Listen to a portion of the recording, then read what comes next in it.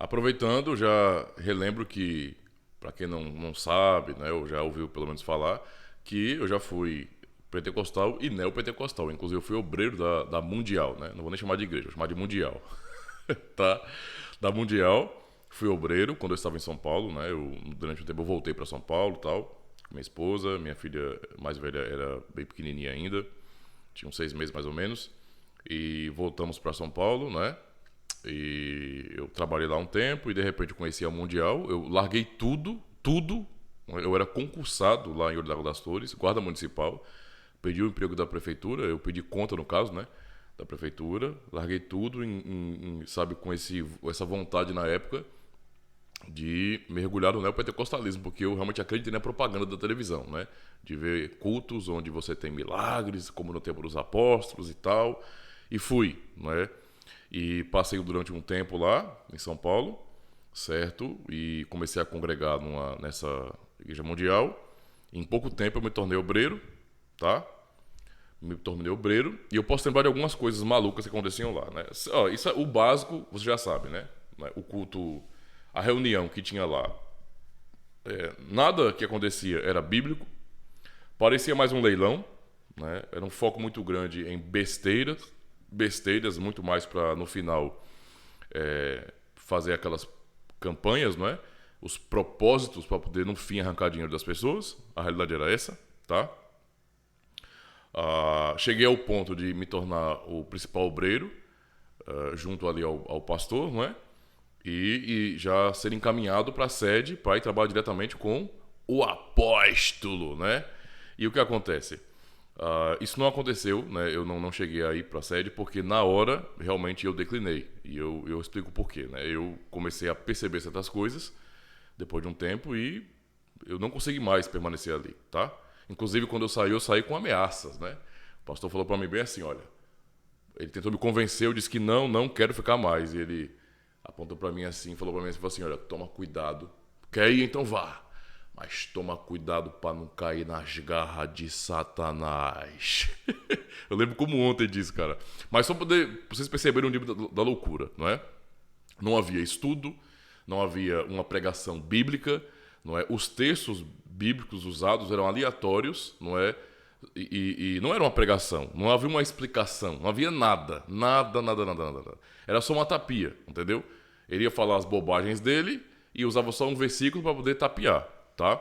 Eu lembro que quando eu comecei a dirigir culto direitinho lá e me tornar obreiro realmente, eu preguei à noite, né? Eu dirigi o culto à noite e ele me viu, né? Ele ficou de folga e eu substituí, o pastor no caso. E ele ficou lá fora observando como é que eu estava fazendo. E eu já tinha vindo, não é, inicialmente na igreja pentecostal, digamos assim, um pouco mais clássica, não é? E o que acontece? Por conta disso, ainda assim tinha um costume de ler o texto e eu gostava muito de estudar já e ler o texto e tentar explicar o texto, né, naquilo que eu estava entendendo. Eu comecei a fazer isso, não é? E quando eu comecei a explicar o texto para a congregação, ele ficou lá fora bem assim, ó. Tipo, não é assim que se faz. Tanto que no final a gente conversou, né? E ele falou que esse tipo de situação, de postura naquela reunião, não iria abençoar as pessoas e no fim as pessoas não iriam ofertar, dizimar. O foco era esse, né? Isso aí é óbvio, todo mundo sabe. O foco é dinheiro, não tem outra coisa não. Todo showzinho é para no final você pegar o ouro, né? A realidade é essa. E eu lembro das campanhas que se fazia lá, bicho, que era loucura demais, pô. Não, eu não sei não. Hoje eu posso rir dessa situação, né? Às vezes eu sinto um pouco de vergonha, porque ao nível que eu cheguei, cara. De estar no monte direto, levando um garrafão de água para poder orar lá no monte, tá? Campanha atrás de campanha, 3 cultos por dia. Era assim, cara. Assim, demais, sabe? E eu lembro de maluquice que acontecia lá, por exemplo. O pastor dizia bem assim, olha, tudo que a gente faz aqui tá na Bíblia. Tudo. Nós somos homens da Bíblia. Tudo que nós fazemos aqui tá na Bíblia. Em nome de fazer tudo que tá na Bíblia, se liga só. Ele veio com a ideia para mim, né, para os demais obreiros, de fazermos a campanha do Mar Vermelho. Ai, eu fui o cara que organizou essa loucura. A pedido dele, né? Quer dizer, a mandado dele, do pastor. a campanha do Mar Vermelho. Como é que ia funcionar isso aí? Eu peguei, o salão um pouco grandinho, né? Então tem a plataforma, né, onde se chamava de altar, tem um espaço para depois ter as cadeiras. Então nesse espaço, depois das cadeiras, eu peguei e fiz desenhei uma porta, né, com tijolos, certo? O espaço de uma porta com tijolos, e então eu coloquei uma lona, né, e coloquei por baixo os tijolos assim, para formar basicamente uma piscininha, né?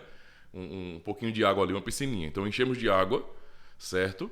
E a ideia era que no culto, né, à noite, fizéssemos um corredor de obreiros, tá? Então ficamos lá, os obreiros um de frente para o outro, fazendo um corredor realmente, todo mundo com a mão melada de óleo da unção, né? E as pessoas então da igreja fariam fila e iam passar por meio daquela água, né? Então tinha que tirar o sapato e pisar na água. Enquanto eles estavam pisando na água, passando pelo Mar Vermelho, não é? Nós iríamos impor as mãos na cabeça das pessoas e orando por elas. Tá? Isso foi uma das coisas. E ele disse, tudo está na Bíblia. Nós só fazemos aquilo que está na Bíblia, não é? Só fazemos o que está na Bíblia. Deus não abriu o Mar Vermelho? Então, vamos fazer a mesma coisa aqui, porque está na Bíblia. Né? Não peço para explicar como é que o cara chegou a essa lógica, porque eu não tenho como entender, tá? É além da compreensão. Isso, momentos em que, por exemplo, ele pegava um garrafão, né, um vidrão assim desses óleos, né, óleo de unção que eles usam, e pegou uma mesa lá,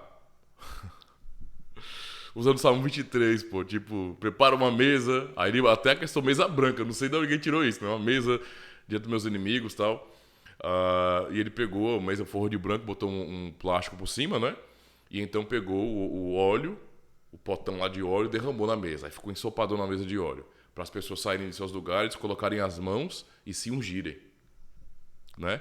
Disso a pior, né? Tanto que a gente levava as garrafas para o monte para orar, para transformar a água em água sagrada, em água benta, né?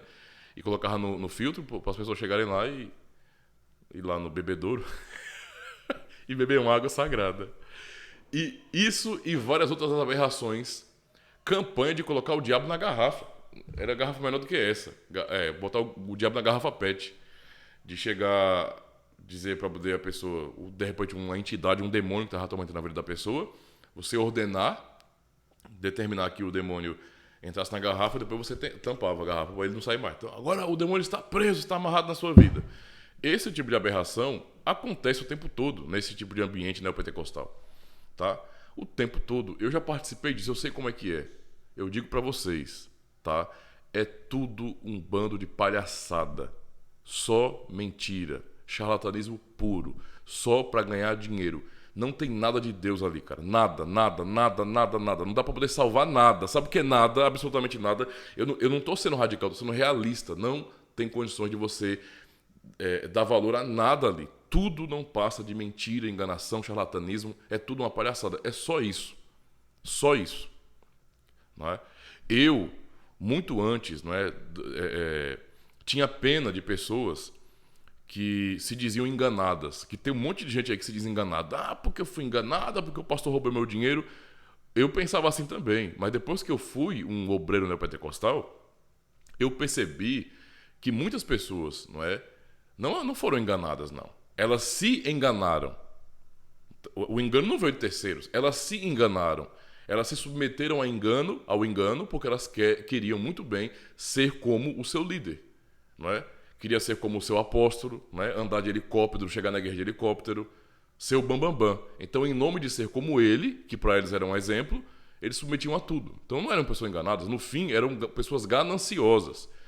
É claro, muitas pessoas que são corrompidas em termos religiosos, porque são, sabe, cheio de misticismo. É gente que vem do espiritismo, da macumbaria, da bagaceira todinha e vai pro mesmo ambiente. Lá tem esse negócio de não importa se você é católico, se você é evangélico, não importa de onde você vem, Deus vai te abençoar, né? Então, sabe? Por isso que essa bagunça toda. Então, eu aprendi na prática a realmente perceber que boa parte, ou a maioria das pessoas que estão ali, de um lado, né? A minoria são pessoas ignorantes, muito ignorantes, não é? Absolutamente ignorantes e muito místicas, digamos assim, E as demais, talvez a grande maioria, seja porque são gananciosas, não é? Exatamente como os líderes dessas instituições religiosas. Esse é o fato. Vem pra cá, Brasil, né? Tô brincando, hein? Valeu, pessoal.